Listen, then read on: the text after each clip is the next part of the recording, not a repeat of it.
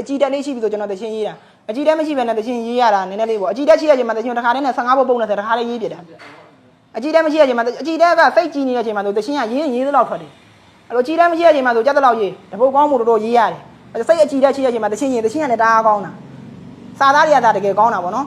စိတ်လေးကြီးနေတဲ့အချိန်မနဲ့ခင်းမိုင်းတို့လိုမျိုးတွေပါစိတ်ကြီးနေတဲ့အချိန်ဆိုကျွန်တော်စိတ်ထဲမှာတချင်းတွေအော်တိုမျိုးအုံနောက်ထဲရောက်လာတွေးထဲမှာတကယ်မှန်းနေပြီးတချင်းတွေတစ်ထိုင်နဲ့ရေးပြတာ10ဖို့15ဖို့တစ်ခါတည်းနဲ့ရေးတာစိတ်မကြည်တဲ့အချိန်မှာဆိုကျွန်တော်မရေးသေးဘူးပေါ့နော်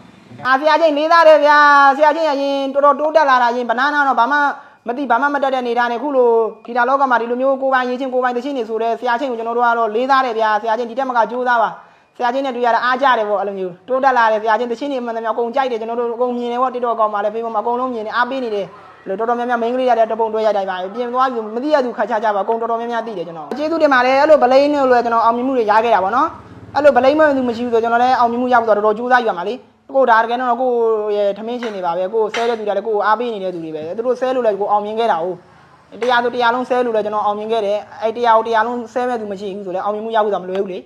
အဲ့တော့ဆဲတဲ့သူတွေကတကယ်တော့ကိုအားသေးတွေပါပဲဆဲတာကိုပြည့်မြင်လို့မရဘူးကိုကတိခံတိမြတ်တာထားမှာပေါ့ကျွန်တော်တစ်ချိန်တော့ဆိုလည်းကိုဆဲတဲ့သူတွေချင်းကျွန်တော်တိမခံတာတွေပါလည်းရှိတာပေါ့တခါလေကျွန်တော်ပြန်ပြီးတော့ light တွေပါလွှင့်လို့ပြန်ပြောပြလိုက်ပါရင်းနေရှိတယ်ဒါပေမဲ့အခုနောက်ပိုင်းမှာကိုကအဲ့လိုမျိုးစိတ်ကိုနူးညံ့အောင်ထားလိုက်တာဒါကိုအားပေးတဲ့ပရိသတ်တွေပဲကိုထမင်းရှင်နေပေါ့အဲ့လိုမျိုးသဘောထားပြောဆဲပါစေကျွန်တော်ဆဲတာတွေကတော့ comment နောက်ပိုင်းကျတော့ကိုရဲ့စိတ်တက်ကိုတီးသွားတဲ့အချိန်မှာဆဲတဲ့သူတွေတဖြည်းဖြည်းနဲ့ပါလိုက်လာတာကိုကလည်းရေချင်းတွေပြေးသွားလာတော့တောင်းသူတွေကအပြင်မှာမြင်အောင်ကျွန်တော်ကိုမုန်းတဲ့သူဆိုတိတ်မရှိသလောက်ရှားသွားတာပေါ့